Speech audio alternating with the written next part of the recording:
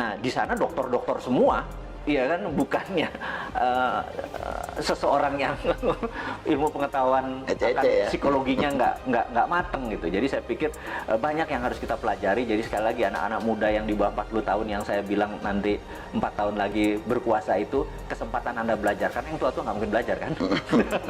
Terlambat. Terlambat. Kalau sekarang yang lagi Mas Wowi dalemin, khususnya di Indonesia ini lagi ada propaganda apa sih? Saat ini yang saya lihat kita terjadi pelemahan di dalam memahami namanya sovereignty atau kedaulatan. Ekonomi kita tidak berdaulat, finance kita tidak berdaulat, bahkan sumber daya alam kita tidak berdaulat. Bisa diambil contoh gini, kita udah dikadali sama Freeport. Dikadali Freeport tuh gini, Grasberg itu adalah tambang tembaga. Kita cuma dapat koper konsentrat. Setelah diproses jadi konsentrat, dikirim anoda slime, dikirim tadi, dan kita tidak mendapatkan benefit koper konsentrat. Apa itu benefit? Begitu dia masuk ke smelter, maka outputnya adalah gold 100 ton per tahun, platinum 50 ton, dan ada uranium dari rare earth. Kita tidak mendapatkan benefit tersebut.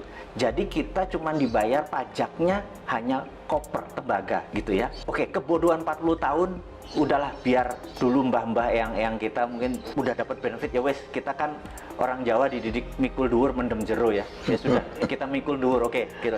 Tapi kalau sekarang lupanya ada undang-undang yang nikel, jadi nikelnya 25%. Ini lucu, begitu dia tambang nikelnya 25%, nggak boleh 40, karena kalau maksudnya kemurnian nikelnya ya 25, yang kita harusnya adalah kemurnian nikelnya 99,9.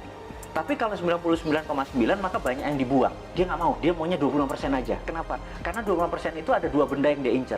Satu feronya, dua litiumnya.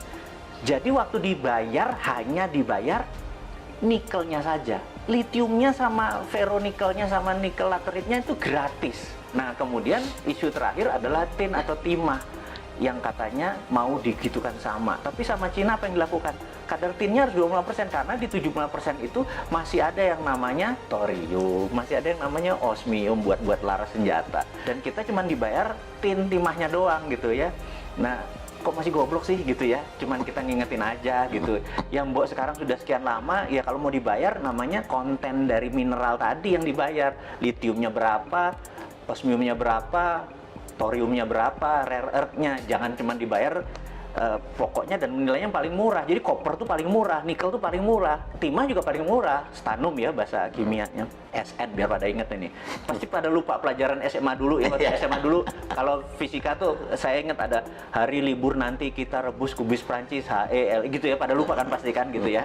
Nah kita sekedar ngingetin bahwa pelajaran itu penting karena biar nggak dibodoh-bodohin. Biar nggak dibodoh-bodohin. Yang kedua adalah kenapa Indonesia tadi yang jadi marketnya Cina tadi, karena Tuhan itu sudah baik banget sama bangsa Indonesia. Bangsa Indonesia aja yang terlalu terpesona dengan bangsa lain. Saya selalu berkali-kali cerita, bayangin ini ada bola dari plastik transparan, kemudian bola itu kita kasih glitter, bola itu diputer. Glitter itu akan ada di lingkaran tadi. Dunia ini yang sudah miliar tahun muter itu mineralnya ada di sabuknya. Karena itu Nusantara dengan hampir sekian panjang wilayah itu menghasilkan seluruh mineral itu. Jadi 130 unsur mineral yang ada di tabel periodik itu ada semua di Indonesia. Dari mulai rare earth, tanah jarang, segala macam. Dan ini adalah hanya ada di Indonesia loh, gitu. Kenapa kita masih terpesona sama bangsa lain? Ini aja digarap. Kalau kita mau berdaulat, kita buat aja namanya metal road gitu atau mineral road gitu ya. Dulu kan ada spice road misalnya gitu, jalan rempah ya, kita jalan mineral karena kita the only country yang punya itu semua di dunia ini. Itu yang membuat generasi nanti ya, yang 4 tahun lagi berkuasa tadi, ambil itunya Jo, gitu ya. Jangan lu pikirin yang tua-tua ini. Iya. Nah, Mas Wowi, coba Mas Wowi, ada nggak konspirasi yang paling serem dan berhasil sepanjang sejarah? Menurut saya adalah diambilnya emas Indonesia sebelum Pak Karno dikudeta, dan itu gerakannya cantik sekali sehingga depository emas kita lepas hampir 1000 ton gitu ya. Cakep sekali skenarionya dan itu bisa dibuktikan one of the best. Nah, ini kita ngomongin yang anget-anget nih. Kemarin nih kayaknya Pak Bos lagi marah-marah sama menterinya nih, ya kan?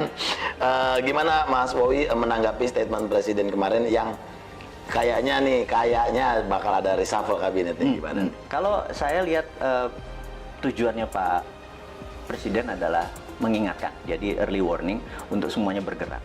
Tapi kalau kapabilitas dan kapasitasnya memang tidak ada, menurut saya dalam 2-3 bulan ke depan benar-benar diganti secara fisik. Saran saya, karena ini bukan biasa saja, ini udah extraordinary, jadi udah bukan extraordinary lagi, udah extraordinary karena economic at war. Di dalam economic at war itu hampir no law, nggak ada hukum. Hukumnya adalah survival of the nation, hukumnya. Jadi gimana bangsa ini supaya survive.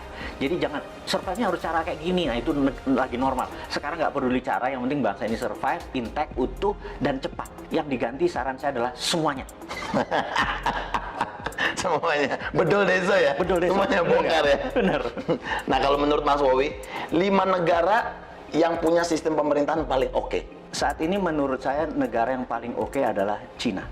Karena struktur Cina adalah single party, partainya satu, yaitu PKC, Partai Komunis Cina, dan di dunia ada 7 negara yang single party, salah satunya Meksiko. Jadi dengan adanya single party, mereka bisa orang yang menjadi pemimpin itu benar-benar orang yang memang bukan 5 tahunan, memang punya karir dari bawah ke atasnya baik. Jadi bukan komunisnya sekali lagi ya, yang itunya ya. Jangan salah persepsi ya. Diartikan. Karena yang single party country.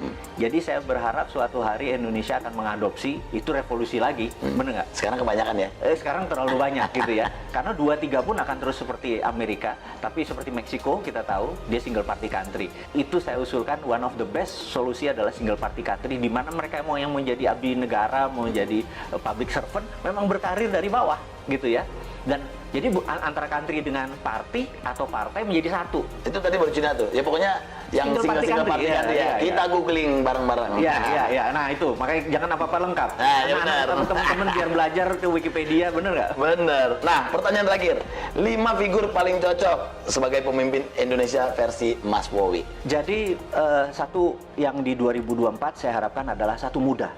Anak-anak muda ya? Iya, muda kalau bisa milenial. Milenial artinya tidak lebih 44 tahun. Yang kedua adalah dia nasionalis, jadi bukan globalis. Ketiga dia harus religius, gitu ya. Terus dia percaya pada pluralisme, perbedaan, dan sangat toleran. Jadi ya, kalau ada di dalam satu figur, dia adalah figur yang paling cocok memimpin negara ini. Mantap. Mas Wowi, thank you banget waktunya, sukses. Pokoknya kita tunggu nanti ocehan-ocehan dari Mr. Bossman, ya kan, yang selalu kontroversi tapi menarik untuk diikuti. Sekali lagi thank you buat waktunya di Kuy Entertainment. Thank you.